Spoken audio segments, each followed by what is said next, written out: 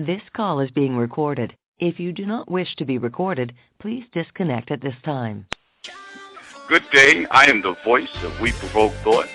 And basically, what We Provoke Thought is an organization and show that is looking to be the platform for all those who have an opinion, idea, or educated information to share to the world. Basically, an outlet to voice your feelings and facts. And once we begin, we will continue with you having knowledge that the call is being recorded, that you agree to continue with the recorded call, and that you agree for We Provoke Thought to publish this call without releasing your identity, your phone number, name, or any information leading to you on We Provoke Thought's YouTube channel, We Provoke Thought's Facebook fan page, and also website. For We Provoke Thought, We Provoke Thought, and for that we do not apologize. Now today, folks, I have a guest online, and what we're going to do is discuss various topics that we have going on in the world. Something recent that is just now happening out there in Syria. Unfortunately, we have a few hundred, 1,300 from children, men, as well as women, that had the unfortunate demise to a nerve gas attack. And we also have that's still reigning true with the Privacy Act, with our privacy being violated. Edward Snowden is still on the hot seat with the government. We also have Fukushima, and the latest there with Fukushima in Japan. We have the governor of Fukushima telling everyone basically you need to watch out there because they still have radiation leaking out into the Pacific. We have family as a big issue. That's always an issue in our nation. We have racial divide that seems to never die as well. So with our caller, I'm going to first introduce myself again as the voice. I'd like to welcome you and thank you for joining us today. How are you doing, ma'am? I'm doing very well. And yourself? I'm good, thank you. And as I mentioned, this is anonymous, but I would like to always try to give the folks an idea of the demographics in which we reach. So if you would, please just tell us what city and or state that you're in. I live in the area, actually in California. All right, fair enough. Now, I did raise a few subjects out there. Is there any particular topic that you like to discuss, or not limiting you to your own topic that you wish to raise? No, I actually don't have a topic. I just don't understand how there's so much stuff going on in the world, and it doesn't seem to get any better each day. Yeah, that is true. And I don't know as well. It's hard to know where to start or where to begin. I mean, one would say we would all want to begin with faith, and that is with religion. I mean, there has to be some type of order in one's life, and a lot of folks seek order within the faith and discipline in that area. I think racially, there's a lot of issues that go on that divide us. I mean, we are all human, but yet we find that there are ways of dividing us through the color of our skin, to even the sex, to even our own type of other preferences that have absolutely nothing to do with us as a humanity. And then we have right. Like gay marriage, people that are living off governments and trying to get help, but they can't because they're obviously don't qualify, knowing they need the help the most, but the people that don't need the help are able to qualify for some odd reason.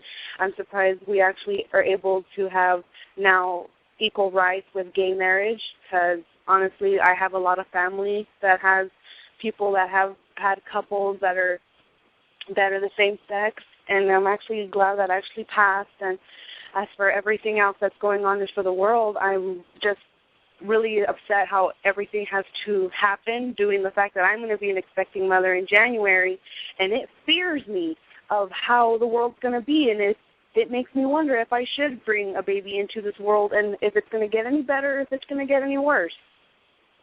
Well, let me tell you, for one, just listening, and I'm glad you shared that with us, that is the most important thing that you can do, and that is rear a child into this world. I don't want you or anyone else to ever fear about the climate of the country, the climate of the world that we have in fearing and bringing a child into this world, because understand that child brings strength. And especially just listening to you, I can hear passion within your voice, and I can tell that your child has nothing to worry about. He or she will be fine because of the fact that you have value, and that's what we have to do. We have to continue to breed or procreate, and to have children to instill that value, those strengths, to kind of like build an army, if you will, to fight against the foolishness that we deal with, and that is with the racial divides that we have, the sexual divides, yes. the divides in faith. We have to fight against that. So let me ask this question to you. Where does one see the country's position racially? How do I see the country against what? Where do you see the country's position racially? Oh my gosh, it is horrible. I think it is horrible because it's not the fact now that there's racial slurs that are hitting everybody else. If it's not with the people with the racial slurs, it's the being the same sex. If it's not that, it's having the children be exposed to it, the way the schools have the academics running in this. I think as for the racial topic, it is one of the highest things that have came back in like so many years. And it disgusts me because now it's like people that are people can't even stand their same or their own kind of race, so they just belittle people, and it shouldn't be that way. They should actually understand their history and just get over with it and say, you know what, we're here to live on and fight another day, and not have to make it such a big thing anymore. And that's just very hurtful, because there's even parents out there that teach their kids to be very racial, and that is not okay. That is true. I met a woman not too long ago in a very popular department store, and it was actually in the children's aisle that I had bumped into her. She was an employee there, and she spoke about how she just loved all children of all races. And the one thing that she pointed out, the reason why she loved them so much is because of the innocence and the fact that they had no racism in them. They had no hatred in them, because these are all learned traits, if you will, or characteristics. We have to teach our children color.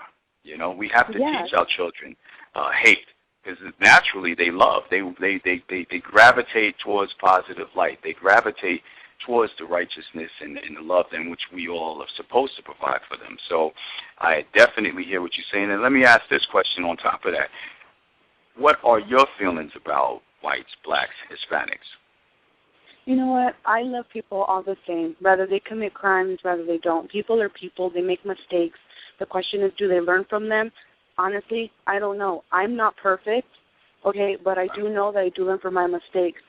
And as being a female, a Mexican-American female, I personally will love any person, even if they were purple and orange. People are people, and they should be treated the same as everybody else. It doesn't matter what their birth defection is, their color, their language. It doesn't matter. People are people, and people should understand that nobody is perfect. Indeed. Now, let me ask also, in your opinion, what is the solution to this country and world's divide? The solution? Yeah, what would you think the solution could be to basically correcting or trying to spark that right path, if you will, to the country and the world's divide? What would you feel is the solution? Just name one, if you would.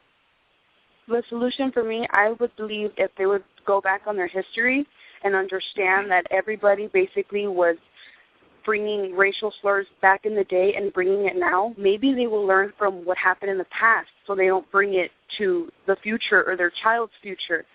And it'll be better in the present and in the future instead of having to go through the same things that everybody else went through a few years back, because now we're not in that era. We're more present and we're just expecting much, much more and better for everybody. Right.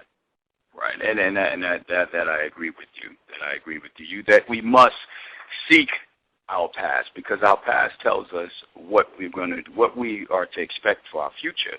And a lot of times one would say that the past just repeats itself, and we should learn from that. I do feel as though there's a lot of answers in our ancestors, And we need to seek that knowledge from that and to tend to progress. I mean, the one thing we must understand that with divide, there's someone out there trying to conquer us, whether it be the government, whether it be just your community, within your community. So we must strengthen ourselves, whether it be faithfully, starting there, and then with the family, and then outreaching into the community, because everyone must work together. No one can do it alone. And I believe that wholeheartedly. Do you agree with that?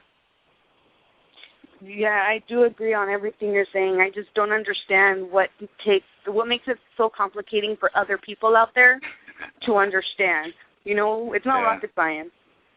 Well, hopefully this platform will allow folks to express and voice their opinions so that the world can hear this, because the reason for We Provoke Thought is basically to combat against the disconnected humanity. We Provoke Thought is not only just a platform, but it's a movement that I ask for everyone to join. And for those listeners out there, I want you also to join. Sound in, sound off, if you will. Leave comments on the bottoms of any of the videos that you listen and watch, because this is important. This type of dialogue is important. And I thank you. I really do thank you for allowing us the opportunity to be your podium and allowing you to speak there. And I'm really glad that you raised a lot of those issues that you did. And from this point, I like to always give the last word to all my callers there. So if you would, please send us off. Is there anything else you would like to say? No, I just really hope everything that they do hear, that what I am saying, hopefully they take it into acknowledgement and realize that I understand nobody's perfect and the world is hopefully going to get better. And if not, don't live life bitter, because it's not worth it. And just take whatever God gives you head on, full force, and just don't look back, because you just want to continue going forward, and you will be able to conquer anything. And no matter what it's going to be, you're going to be unstoppable. That's how I feel every day. Good. And I want people to hear that. I hear passion in your voice. I really do. And I want folks to know that there is love out there in Cali. There is much love out there in Cali. I am the voice of We Provoke Thought. We Provoke Thought, and that we do not apologize. I'm going to say goodbye to you on the other end, caller. And for those listening, please feel free to tune in at the We Provoke Thought YouTube channel and We Provoke Thought Facebook fan page. You got me stuttering over here. I'm going to say goodbye to you on the other end. This call has been recorded.